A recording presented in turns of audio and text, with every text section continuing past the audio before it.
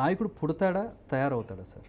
నాయకుడు కొన్ని సందర్భాల్లో పుడతారు, కొన్ని సందర్భాల్లో పరిస్థితులను వారిని నాయకుడిని చేస్తుంది. I'm not a leader by birth, but నేను రాజకీయంలోకి వచ్చినాక నాయకుడు కావాల్సిన అవసరం ఉంటుంది. ఆ విధంగా ఎదిగాను కూడా. సో ఆ క్రమంలో మీకు అంటే మీరు ఏదో కెరీర్ని ఎంచుకున్నారు, ఇందులోకి రావాల్సి వచ్చింది.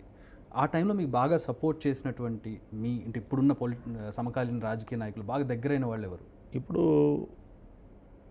ఆనాడున్న రాజశేఖర రెడ్డి గారు ప్రధానంగా పిసిసి అధ్యక్షులు, అప్పుడున్న డి శ్రీనివాస్ గారు, దాంతోపాటు మా జిల్లా నాయకులు ప్రధానంగా మా రత్నాకరరావు గారు కీర్తిశేషులు, ఇప్పుడున్న జీవన్ రెడ్డి గారు కానీ, వీరందరూ కూడా అంటే సీనియర్ నాయకత్వం పూర్తి స్థాయిలో. దాంతోపాటు మా నాన్నగారితో చాలా సంవత్సరాలు ప్రయాణం చేస్తూ రెండో శ్రేణిలో మూడో శ్రేణిలో ఉన్న వారు నాయకులే పెద్ద ఎత్తున ప్రోత్సాహం చేసినారు, ఇంకా సీనియర్ నాయకుల కంటే ఎక్కువ.